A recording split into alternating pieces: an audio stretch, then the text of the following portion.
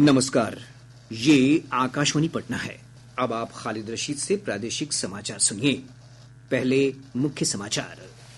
राज्य सरकार ने विद्यालय विशेष शिक्षक नियमावली को दी मंजूरी। सक्षमता परीक्षा पास शिक्षक जहां पढ़ा रहे हैं वहीं राज्य कर्मी के तौर पर होंगे पदस्थापित। मुख्यमंत्री नीतीश कुमार ने प्रदेश की पंचायतों में 6,500 से अधिक खेल मैदान निर्माण कार्य का किया शुभारंभ। पटना में चल रहे ग्लोबल इन्वेस्टर्स समिट में राज्य सरकार ने उद्योगपतियों को सभी सुविधाएं उपलब्ध कराने का दिया भरोसा।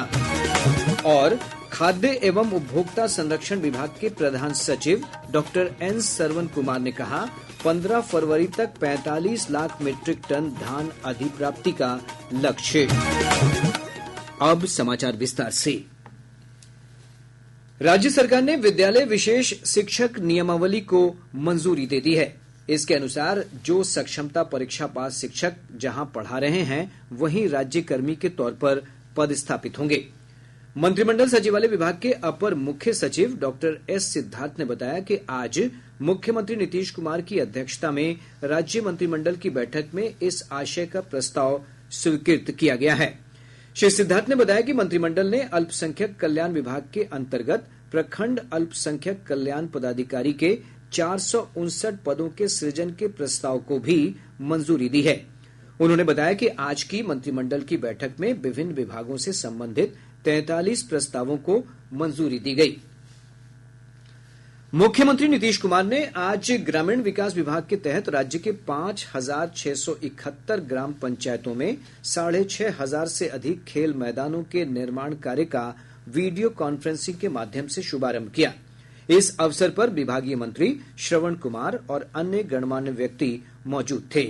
श्री कुमार ने ग्रामीण कार्य विभाग के तहत हमारा बिहार हमारी सड़क मोबाइल ऐप का लोकार्पण किया। इस ऐप के माध्यम से नागरिक ग्रामीण सड़कों से जुड़ी अपनी शिकायत को सीधे विभाग तक पहुंचा सकते हैं। मुख्यमंत्री ने आज परिवहन विभाग की 43 डीलक्स बसों को भी हरी झंडी दिखाकर रवाना किया। इन बसों के माध्यम से राज्य के विभिन्न भागों में सस्ती, सुलभ, सुगम और सुरक्षित परिवहन सेवा लोगों को मिल सकेगी। पटना में चल रहे ग्लोबल इन्वेस्टर्स समिट के दौरान आज विभिन्न उद्योगपतियों ने बिहार में निवेश की इच्छा जताई है। 2 दिवसीय Bihar business connect global investors summit के उद्घाटन सत्र को संबोधित करते हुए उप मुख्यमंत्री सम्राट चौधरी ने देश विदेश के उद्योगपतियों और निवेशकों का स्वागत किया। श्री चौधरी ने उन्हें राज्य में सभी सुविधाएं उपलब्ध कराने का भरोसा दिया है। हम लोगों का टारगेट है कि इस बार बिहार में लाखों करोड़ रुपया का इन्वेस्टमेंट हो, जिससे बिहार भी बढ़े और देश भी श्रेष्ठ बनने का काम करे। इसमें आप सभी लोग का सहयोग मिले। इस पूरे इन्वेस्टमेंट समिट में मैं जरूर ये कहना चाहता हूं कि ये गौरवशाली इतिहास बनाने का समय आया। अभी तक तो मगध, जिसको बिहार या पाटलिपुत्र आप जानते हैं, इसका एक इतिहास रहा है, चाहे वो एजुकेशन के सेक्टर में हो। और इस भारत का स्वर्णिम काल देने वाला कोई समय था तो यही मगध था और यही पाटलिपुत्रा था। उप मुख्यमंत्री विजय कुमार सिन्हा ने कहा कि राज्य में निवेश का बेहतर माहौल बन रहा है। श्री सिन्हा ने कहा कि एक्सप्रेसवे और ग्रीनफील्ड हाईवे के निर्माण से राज्य में वाणिज्य और व्यापार के विकास का मार्ग खुल रहा है। आज बड़े बड़े एक्सप्रेसवे ग्रीनफील्ड के माध्यम से आज आपको 4 लेन, 6 लेन, 8 लेन, अभी पूर्व की वक्ताओं ने कहा कि आज आवागमन की गति को भी हम लोगों ने दुगना किया है। आज हर क्षेत्र के अंदर हर जो इंडस्ट्रीज के लिए आपको अनुकूल परिस्थिति है वो हम उपलब्ध करा रहे हैं। उद्योग विभाग की प्रधान सचिव वंदना प्रेयसी ने कहा कि राज्य सरकार की सिंगल विंडो क्लियरेंस प्रणाली और ईज ऑफ डूइंग बिजनेस नीति में बड़े सुधार किए गए हैं, जिससे उद्योगपतियों को विशेष लाभ मिल रहा है।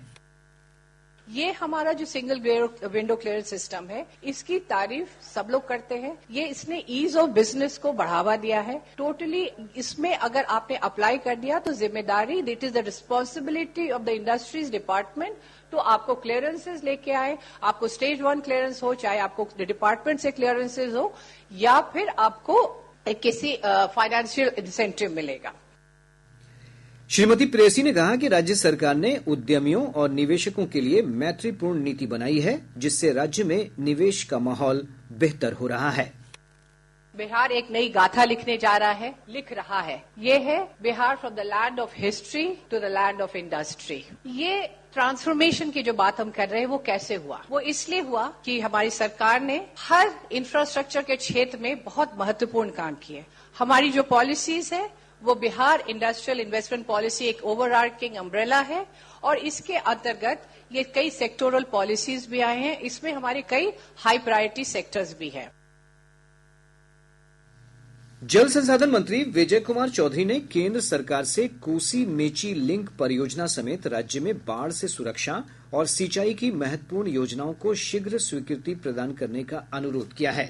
श्री चौधरी ने कल नई दिल्ली में राष्ट्रीय जल विकास अभिकरण NWDA की 38वीं वार्षिक बैठक को संबोधित करते हुए यह मांग की है।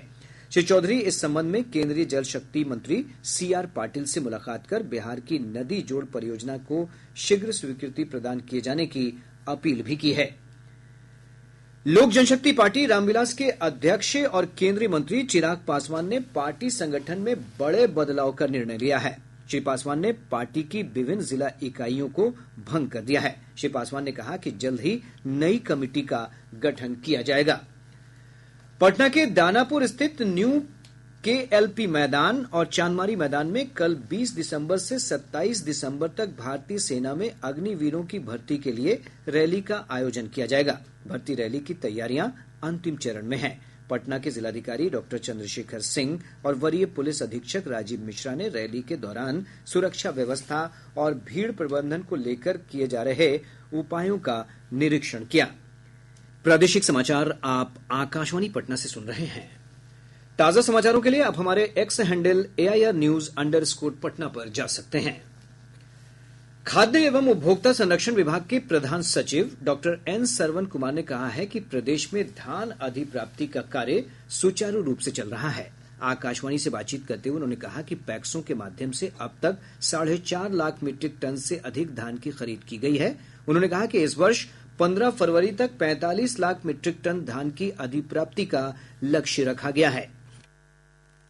राज्य में अधिप्राप्ति का काम हम लोगों ने 1 नवंबर से प्रारंभ कर दिए थे। कुछ दक्षिण बिहार के जिलों में 15 नवंबर से प्रारंभ हुआ था और अभी तक लगभग 4.5 लाख मीट्रिक टन से भी ज्यादा धान हम लोगों ने ऑलरेडी अधिप्राप्ति में प्राप्त कर लिया है। पूरे राज्य में इस साल का टारगेट है जो 15 फरवरी तक हमें करना है वो 45 लाख मीट्रिक टन है और हमें उम्मीद है कि इस बार इसको हम लोग हासिल कर पाएंगे। इसमें हर पंचायत के जो पैक्स हैं और प्रखंड स्तर पर जो व्यापार मंडल हैं उनके स्तर पर अधिप्राप्ति का काम किया जा रहा है।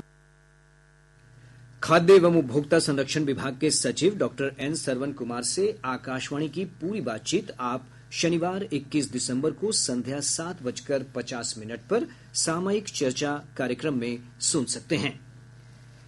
नेपाल से सटे राज्य के सीमाई क्षेत्रों में आज सुबह 7:22 पर भूकंप के हल्के झटके महसूस किए गए। मौसम विभाग से मिली जानकारी के अनुसार भूकंप का केंद्र नेपाल के चेमा में था। भूकंप की तीव्रता रिक्टर स्केल पर 4.1 मापी गई है। राज्य के अधिकतर भागों में अगले 24 घंटों के दौरान ठंड में बढ़ोतरी दर्ज किए जाने की संभावना है। मौसम विभाग ने अपने पूर्वानुमान में बताया है कि पूर्वा हवा का प्रभाव कम होने के कारण अगले 2 दिनों के दौरान प्रदेश के अधिकतर भागों में तापमान में 3 से 4 डिग्री सेल्सियस तक की गिरावट हो सकती है। विभाग ने कहा है कि इस दौरान गया, औरंगाबाद और भभुआ समेत राज्य के दक्षिणी भागों में शीतलहर की स्थिति बनने की संभावना है। ओडिशा के कटक में खेले गए अंडर 16 मेंस क्रिकेट मुकाबले में बिहार ने मिजोरम को पारी और 356 रनों के बड़े अंतर से हरा दिया। बिहार के गेंदबाजों के शानदार प्रदर्शन के सामने मिजोरम की दूसरी पारी 125 रनों पर ही सिमट गई। बिहार ने पहली पारी में विकेटकीपर बल्लेबाज अनमोल कुमार के दोहरे शतक और कप्तान प्रीतम राज के शानदार 86 रन की बदौलत 6 विकेट के नुकसान पर 515 रन बनाए थे। बिहार का अगला मुकाबला 22 दिसंबर से नागालैंड के खिलाफ खेला जाएगा। कटिहार पुलिस और एसटीएफ की टीम ने संयुक्त कार्रवाई कर 3 लाख रुपए के इनामी अपराधी राकेश उर्फ छोटू को विदेशी पिस्टल और कारतूस के साथ गिरफ्तार कर लिया है। सदर एसडीपीओ अभिजीत कुमार सिंह ने बताया कि गिरफ्तार अपराधी सुबोध सिंह गिरोह का सक्रिय सदस्य है। उसके खिलाफ मुजफ्फरपुर और वैशाली जिले में दर्जनों संगीन मामले दर्ज हैं। जहानाबाद की स्थानीय अदालत ने नाबालिग का अपहरण कर हत्या के मामले में 4 आरोपियों को आजीवन कारावास की सजा सुनाई है। न्यायालय ने इन सभी पर 10-10 हजार रुपए का अर्थदंड भी लगाया है। कटिहार जिले के कुर्सेला थाना क्षेत्र अंतर्गत राज्य उच्च पथ संख्या 65 पर वाहन जांच के दौरान पुलिस ने एक देसी पिस्तौल के साथ 3 अपराधियों को गिरफ्तार कर लिया। मधुबनी जिले में किसानों ने पुलिस के अमानवीय रवैये के खिलाफ राटी चौक से थाना चौक तक ट्रैक्टर रैली निकाली। किसानों का आरोप है कि पुलिस अनावश्यक रूप से किसानों के ट्रैक्टर का चालान काट रही है। मधुबनी के जयनगर में भारतीय रेलवे यूनियन के चुनाव में east central railway employees union के सदस्यों की जीत पर उन्हें सम्मानित किया गया। यूनियन के दरभंगा शाखा के उपाध्यक्ष बैद्यनाथ भारती की अध्यक्षता में समारोह का आयोजन हुआ। सुपौल में 3 दिवसीय वीर लौरित महोत्सव का उद्घाटन किया गया। कार्यक्रम स्थल पर जीविका, आईसीडीएस, लोहिया स्वच्छ बिहार अभियान, जिला कल्याण विभाग, सहकारिता विभाग सहित विभिन्न विभागों के 2 दर्जन से अधिक स्टॉल लगाए गए हैं। पटना एम्स के गार्ड पर गोली चलाने के मामले में फरार अभियुक्त पिंकू यादव ने आज न्यायालय में सरेंडर कर दिया। पुलिस उसकी गिरफ्तारी के लिए लगातार छापेमारी कर रही थी। पिंकू यादव राजद विधायक रीतलाल यादव का भाई है। पश्चिम चंपारण जिले के रामनगर भैरोगंज मुख्य मार्ग पर मोतीपुर पुल के पास सड़क हादसे में मोटरसाइकिल सवार 2 युवकों की मौत हो गई। जानकारी के अनुसार यह हादसा कुहासे के कारण हुआ है। इधर पटना के गर्दनी बाग में एक तेज रफ्तार ट्रक ने एक मोटरसाइकिल में टक्कर मार दी, जिससे मोटरसाइकिल सवार युवक की मौके पर ही मौत हो गई। वहीं एक अन्य युवक गंभीर रूप से घायल हो गया। और अब अंत में मुख्य समाचार एक बार फिर। राज्य सरकार ने विद्यालय विशेष शिक्षक नियमावली को दी मंजूरी। सक्षमता परीक्षा पास शिक्षक जहां पढ़ा रहे हैं वहीं राज्यकर्मी के तौर पर होंगे पदस्थापित। मुख्यमंत्री नीतीश कुमार ने प्रदेश की पंचायतों में 6,500 से अधिक खेल मैदान निर्माण कार्य का किया शुभारंभ।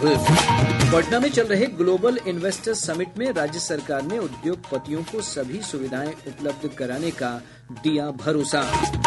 और खाद्य एवं उपभोक्ता संरक्षण विभाग के प्रधान सचिव डॉक्टर एन सरवन कुमार ने कहा 15 फरवरी तक 45 लाख मीट्रिक टन धान अधिप्राप्ति का लक्ष्य। इसके साथ ही आकाशवाणी पटना से प्रसारित प्रादेशिक समाचार का ये अंक समाप्त हुआ।